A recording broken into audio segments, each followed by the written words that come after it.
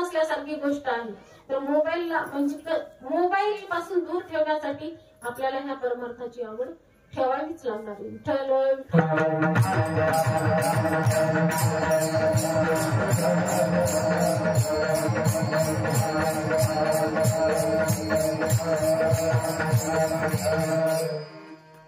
तर तिसऱ्या चरणात आपल्याला संत तुकाराम महाराजांनी सांगितलेलं आहे की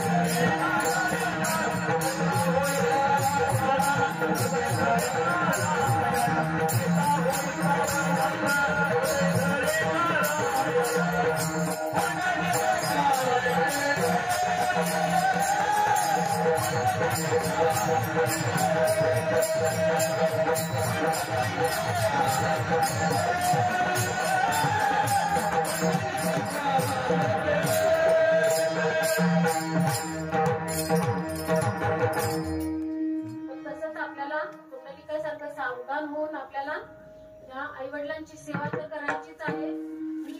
आपले संत जसे वागतायत तसंच आपण वागतोय. आता मी सुद्धा स्वतः बर का इथं आहे या आमच्या शेजारच्या म्हणजे मला मुलगीच मानताय. त्यांना पण माहितीये की मी माझ्या सासू सासऱ्यांची तर मी सेवा करणारच आहे. पण मी माझ्या आजू सासूची सुद्धा सेवा केलेली आहे की माझ्या आजू सासू 1.5 महिना अंथरुणावर झोपून होते. मी माझ्या आजू सासूचं सगळं केलेलं आहे. कारण सासू सुनाचं कुठं पटत नसतं आपल्याला पण माहिती. मग आमच्या सासूबाई सगळं करायच्या त्याच्याजवळ जाऊन कुठेही असतं ते. पण मी सगळं केलेलं आहे. पण आमचे सासरे आज आले नाही तर प्रत्येक वेळेस मी माझ्या सासऱ्यांना घेऊन येत असते. पण आज काही कारणावस्था आलेले नाही. तर मी माझ्या आजू सासू मला जेवायला सुद्धा मिळत नव्हतं. पण मी आधी शाळेत जायच्या आधी त्यांचं सगळं करून जायचे. शाळेतून आल्यानंतर आधी त्यांच्या खोलीत जायचे. पण नंतर त्या 1.5 महिन्याने एक्सपायर झाल्या. पण आपल्या आई वडिलांची सेवा तर मला माझ्या वडिलांनी सांगितलेलं होतं की आपल्या पूर्वजांच्या आपल्या आई वडिलांच्या आपल्या सासू सासऱ्यांची सेवा करणे ही फार पुण्याचं काम असतं. खरंच हे पुण्य ज्यांना मिळतं ते खरंच पुण्यवान लोक असतात. आपल्या आई वडिलांची सेवा करण्यात आणि आपल्या आई वडील आहेत म्हणून आपण सेवा करतो. ज्यांना आई वडील नाही त्यांना विचारा कसं किती त्रास होत असेल. विठ्ठल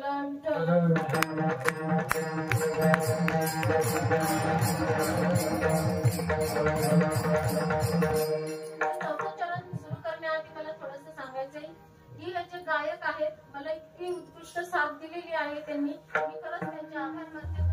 खूप छान गायलेले आहेत सगळ्यांनी. आणि हे जे आहेत सगळ्यांनी टाळ वाजवलेला आहे त्यांनी पण मला. आणि मेन म्हणजे तुम्ही मला ऐकताय ही माझ्यासाठी परम भाग्य आहे. आणि ही म्हणजे 12वी पुण्यतिथी आहे. म्हणजे एक तप आहे. आणि त्यावेळेस मला बोलवलेलं आहे ही माझं सुद्धा परम भाग्य आहे. 12वी पुण्यतिथी आहे. आणि 12व्या शतकातच ह्या संतांचा उदय झालेला आहे. किती योगायोग आहे बघा. म्हणजे ह्या योगायोगामध्ये मला तुम्ही बोलवलेलं आहे. माझी सेवा तुम्ही ऐकता आहे हेच माझ्यासाठी परम भाग्य आहे. विठ्ठल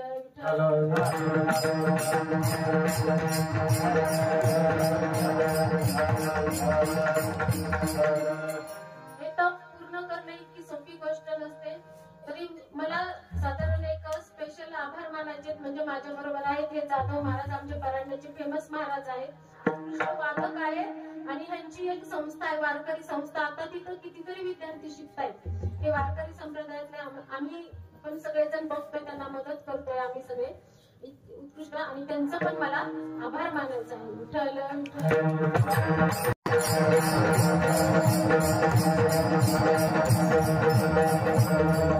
तर आपल्याला आता विठ्ठलमय व्हायचंच आहे, आपल्याला आई वडिलांची सेवाच करायची आहे, आपल्याला सगळं काम करत करत आपल्याला विठ्ठल म्हणायचं आहे. तर चला तर मग आपण सगळेजण विठ्ठलमय होऊनच आपण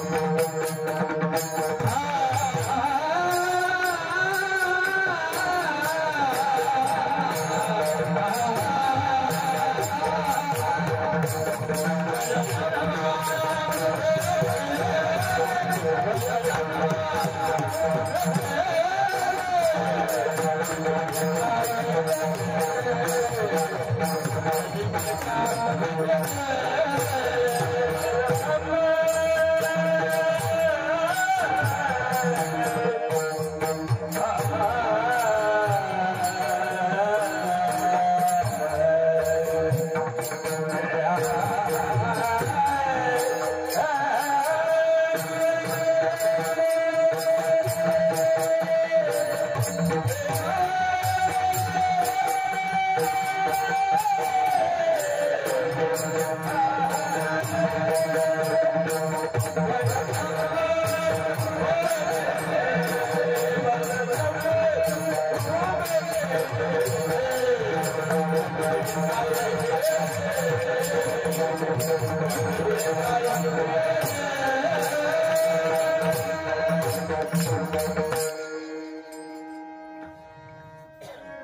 चरण तुका म्हणे माय बापे देवाची स्वरूप. तुकाराम महाराज म्हणतात आई वडीलच हे आपली देवाची स्वरूप आहे. तुकाराम महाराज हे तीर्थी तोंडा पाणी ते रोगडा सोचून. बघा तुकाराम महाराज आपल्याला सांगतायत, काय सांगतायत की देव दगडात नसून माणसात शोधा. आता कुठल्या माणसात शोधा? तर तुकाराम महाराजांनी आपल्याला सरळ सगळ्या प्रश्नांची उत्तर दिलेली आहेत आपल्याला. त्यांनी काय तर माय बापे हीच देवाची रूपे आहेत. म्हणजे त्यांची सेवा करायची, त्यांच्याच ईश्वर सेवा केल्यासारखंच आहे. म्हणजे तुकाराम महाराज आपल्याला सांगतायत कशी तर आई वडिलांची सेवा करणे, ईश्वर सेवा करणे, आई वडिलांची सेवा करणे हीच तीर्थक्षेत्राला जाण्यासारखं आहे. तुकाराम महाराज हे आपल्याला सगळं वारंवार का समजून सांगताय की आपल्या कामातच आपला विठ्ठल आहे. तुकाराम महाराज स्वतः सुद्धा जनसेवा करत करतच विठ्ठलाचं नाव घेत होते. असे बसून राहिले होते कुठे ते नाही. आता तुम्ही म्हणताल त्यांनी सगळं दान केलं आहे, आपल्याकडे काहीतरी प्रचलित तुकाराम महाराज की सगळं त्यांनी इस्टेट दान केली, काही संसारच केला नाही, असं नाही तसं नाही. तसं नाहीये, त्यांनी परमार्थ केलेला आहे. म्हणजे सगळ्यांनीच करावं असं नाही. म्हणजे काही महाराज सांगून गेले की दान करा सगळं, तसं नाही. तर आपल्या कामातच आपण मग सांगितलेलं मी की आपल्या कामातच विठ्ठल समजायचंय, आपलं कामच हे आहे. तर आपल्याला मी सांगते की आता हे जे 5 भावंड आहेत त्यांच्या वडिलांचं नाव सुद्धा बघा, त्यांच्या नावातच किती मोठा संदेश आहे. मी ते सांगते गणपती नाव. तर आता हे 5 भावंड किती पुण्यवान आहेत बघा, त्यांच्या नावातच त्यांनी संदेश दिलेला आहे. मी तुम्हाला एकच गोष्ट सांगते, तुम्हाला माहित सुद्धा असेल की गणपतीचा भाऊ कोण आहे? कार्तिक स्वामी. तर कार्तिक स्वामीच्या आणि कार्तिक आणि गणपतीची एकदा शर्यत लागली. मग कोण आधी जिंकल ते. मग आता शंकर पार्वती तिथं बसलेली होती. मग आता जो जिंकल त्याला हवं ते मिळणं जाईल. सुरू झालं. आता कार्तिकला वाटलं गणपती जाडा जुडा कधी पळायचा. शर्यत तर काय होती? पृथ्वीला परत यायचं. मग आता जाडा जुडा कसा पळल ना गणपती त्याच्यावर. कार्तिक आपला लुकडा फास्ट पळ. मग आता सुरुवात झाली शर्यत. कार्तिक लागला पळायला. मग आता गणपतीने आपलं काय केलं, हे सगळं पृथ्वीला परिभ्रमण करण्याआधी गणपतीने आपल्या आई वडिलांच्याच कडेने पास केला आणि बसला. मग आता कार्तिकाला सगळं परिभ्रमण करून आला, सगळं धापा टाकतच आला. मग ती म्हणला मी जिंकलो, आता मला पाहिजे ती द्या. नाही. तर मग आई वडील म्हटले गणपती कसा जिंकला? गणपती तर कुठे गेलाच नाही, मला रस्त्यात तो कुठं लागला नाही.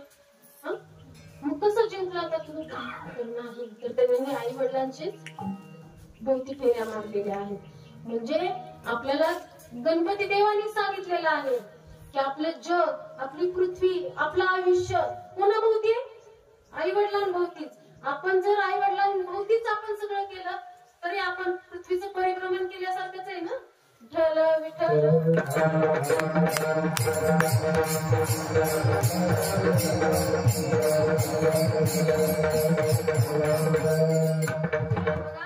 त्यांच्या नावातच एवढा आपल्याला त्यांनी संदेश दिलेला आहे गणपती देवाने.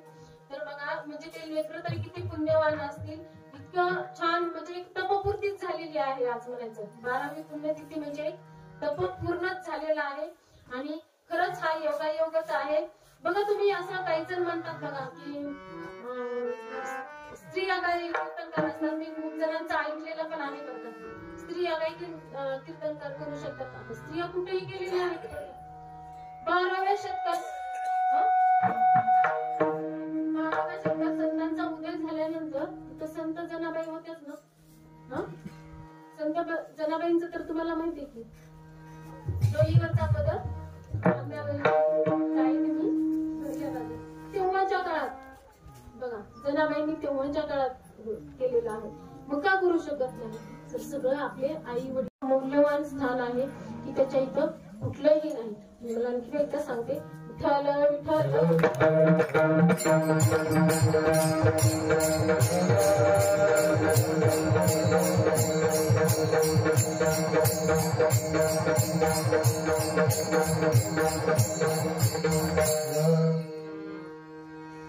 नामस्मरण करायचं म्हणजे सोप्या पद्धतीनेच करायचं आपल्याला. आई वडिलांचं तर सेवा करायचीच आहे आपल्याला. तर सगळ्या या गोष्टी आपण का सांगतोय, कारण आपल्याला हे अध्यात्म आणि वैज्ञानिक दृष्टिकोन ह्या दोन्ही गोष्टींची आपल्याला सांगड घालायची आहे. तर आता वैज्ञानिक दृष्टिकोन आपण जर थांबा, तुम्ही एवढाच विचार करा, हे जर संत जर नसते तर आपलं आयुष्य कसं झालं असतं सांगा. हे संतांचे विचारच आपल्याकडे नसते तर संत नसते तर आपण पूर्ण कर्मकांडात अधर्मामध्ये गेलेलो असतो.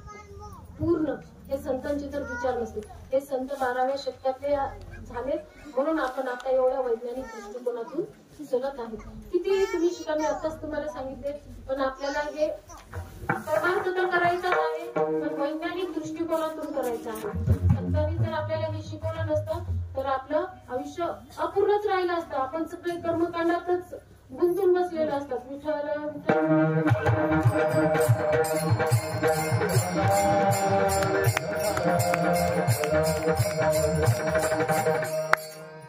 आणखी तुकाराम महाराज आपल्याला असं म्हणतात की देह देवाचे मंदिर आत आत्मा परमेश्वर. देह देवाचे मंदिर आत आत्मा परमेश्वर. जशी उसात साखर तसा देहात ईश्वर. उसात साखर असते म्हणजे काय असते, ऊस तोडला गेला की आपल्याला त्यातली साखर मिळते का, नाही. तो ऊस तोडावा लागतो, त्याचा रस काढावा लागतो. रस काढल्यानंतर तो गरम करावा लागतो. गरम केल्यानंतर त्याच्यावरची जी घाण असते ती आपल्याला काढावी लागते. काढल्यानंतर ती सगळी घाण निघाल्यानंतर त्याच्यावर एक केमिकल प्रक्रिया केली जाते आणि मग आपल्याला काय होते, गोड साखर मिळते. म्हणून आपल्याला विठ्ठल जर आपल्या देहात निर्माण करायचा असेल तर आपल्याला ह्या मनाच्या प्रक्रियेतून जावं लागेल. मनातून आधी आपल्याला ही घाण टाकावी लागेल, मगच आपलं देह विठ्ठलमय होणार आहे.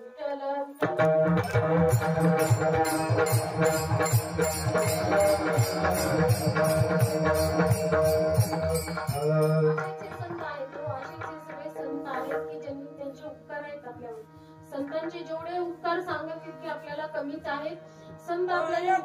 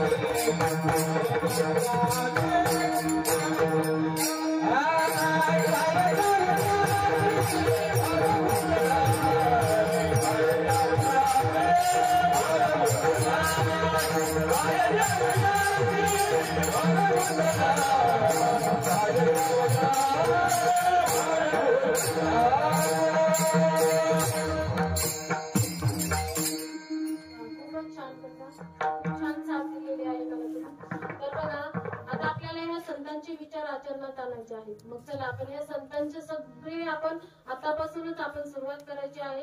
तर आई वडिलांची सेवा करण्याची ही खरं महत्वाची. किती पुण्याचे ही मुलं कामं करत आहेत बघा. प्रत्येक वर्षी हे कीर्तन ठेवतात, म्हणजे प्रत्येक वर्षी प्रत्येक संतांचे इथे विचार आजमावले जातात, इथे सांगितले जातात आणि त्याप्रमाणे आपण करत आहे. म्हणजे बघा संतांचे विचार सांगणे ह्या गोष्टी इतक्या पुण्यवान गोष्टी आहेत आणि हे इतकं चांगलं काम करतायत. कारण ह्या आता आधुनिक काळामध्ये आपल्याला राहावंच लागतं बरं का, नाहीतर आपण मागे पडले जाऊ शकतो. का राहावं लागतं? मोबाईल ही चांगली पण आहे, वाईट जास्त आहे, पण चांगली पण तेवढीच आहे गोष्ट. का अपडेट राहायचं आहे मी तुम्हाला फक्त एक उदाहरण सांगते आणि माझ्या कीर्तन सेवेला पूर्णविराम देते. एकच सांगते मी तुम्हाला, अपडेट का राहायचं आहे कारण आपण शिक्षणानेच मोठं होतो. शिक्षण तर घेतलंच पाहिजे बरं का. शिक्षण ही फार महत्वाची गोष्ट आहे. आपण नाही शिकलो तर आपण मागे भंगारमध्ये फेकलं जाऊ शकतो. एक तुम्हाला माहितीये 10-12 वर्षापूर्वी 15 वर्षापूर्वी बघा नोकिया मोबाईल होता. नोकिया मोबाईल कुठला मोबाईल घेतला म्हणलं की नोकिया अँड्रॉइड मोबाईल होता. इतकी छान कंपनी होती ती, इतकी चांगली असं जाड जुड एकदम मस्त, त्याचे फंक्शन सगळे चांगले, नोकियाचाच केला होता. पण ती नोकिया कंपनी चांगलं बनवत होती, सगळं चांगलं होतं. आणखीन पण आहेत काही जणांजवळ नोकियाचे मोबाईल, पण ते मागे का रे पडले. त्यांनी जे फंक्शन आहे जगाबरोबर चालणारे, काही युट्यूब असेल, इंस्टाग्राम असेल, काय भरपूर आहेत, फेसबुक आहे, सगळं काय काय आहे, त्याचा वापर करायला त्यांनी बंद केलं. म्हणजे त्यांनी वापरच केला नाही, ते जे आहे असंच चालू ठेवलं. मग अपडेट राहणं किती महत्वाची गोष्ट आहे बघा तुम्ही. तर नोकिया मोबाईल हळूहळू मागे पडत गेले आणि मागे पडल्यामुळे काय झालं, भंगारामध्ये फेकावं लागले ते मोबाईल. म्हणून आपल्याला जगाबरोबर अपडेट राहणं फार महत्वाचं आहे. आता शिक्षण काय महत्वाची गोष्ट आहे तर आता आम्ही शाळेत शिकवतोच आहे की आपल्या बेसिक नीड असतात, आपल्या मूलभूत गरजा असतात, अन्न वस्त्र निवारा, ह्या 3 तर आहेतच. पण आता सगळ्यांना ह्या 3 गोष्टी मिळत आहेत. पण ह्याच्याबरोबर एक आहे बघा, आरोग्य आणि शिक्षण. फार महत्वाची गोष्ट आहे ही. शिक्षण तर महत्वाचंच आहे, आपण शिकलो तर आपण आपलं आरोग्य चांगलं ठेवू. आपण आता परिणाम दिसायला लागलेले आहेत बघा आरोग्याचे. काही आपण खातो, बाहेरचं खातो, खूप आजार व्हायला लागलेत लोकांना, त्याचे परिणाम आता जाणवायला लागले. आणखी 10 वर्षांनी खूप त्याचे परिणाम जाणवणार आहेत. मी सांगते तुम्हाला की आता आमच्या घरी फ्रीज वगैरे आहे, पण मी आज 16 वर्ष झालं फ्रीज वापरत नाही, घरी वापरतच नाही. ह्या गोष्टी ज्या आहेत जितक्या चांगल्या आहेत तितक्याच वाईट आहेत. आपल्या शरीरासाठी तेवढेच आहे. तुकाराम महाराजांनी म्हटलेलंच आहे की वृक्षवल्ली आम्हा सोय. बघा तुम्ही आता वृक्ष तर लावतच जावा. माझं म्हणणं आहे याच्या बरोबर एक वृक्ष लावला तरी चालते. जर वर्षी एक पुण्यतिथी असेल एक वृक्ष लावायचं, चांगलीच गोष्ट आहे. तर वृक्षवल्ली आम्हा सोय तुकाराम महाराज. त्याच्यामुळे काय होतं, आपलं आरोग्य चांगलं राहतं. आणि आपण जे आहे बघा तुम्ही शहरात जातात, शहरात सगळे वाहनं असतात, ते दूर असतात, कार्बन डायऑक्साईड असतो, त्याचं प्रमाण कॅन्सरचं इतकं वाढलेलं आहे. आता तुम्ही कुठेही गेलं तरी बघा तर पावली गावात एका कुटुंबात सापडणार आहे. म्हणजे 85% आपला देश कॅन्सर बाधित होणार आहे. आणि मग ह्याची काळजी घेण्यात आणि शिक्षणाबरोबर काय महत्वाचे आरोग्य.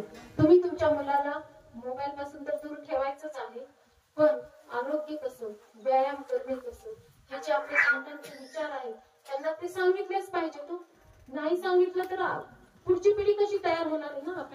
आपल्याला पुढची पिढी नावच ठेवणार आहे तुम्ही काय केलं आमच्यासाठी म्हणून. आणखी एवढ्यासाठी तरी आपल्याला हे सगळं करावंच लागणार आहे. आणि हे जी मी माझी कीर्तन सेवा पूर्ण विराम देण्याच्या आधी मला आणखीन एकदा यांचे आभार मानायचे आहे की किती पुण्याचं काम करतायत, संतांचे विचार दरवर्षी मांडतायत. आपण ते संतांच्या विचारानुसार चालणारच आहेत. तर बघा आपल्याला हे तर आरोग्याचं तर काम करायचंच आहे, ह्या सगळ्या गोष्टी करायच्याच आहेत.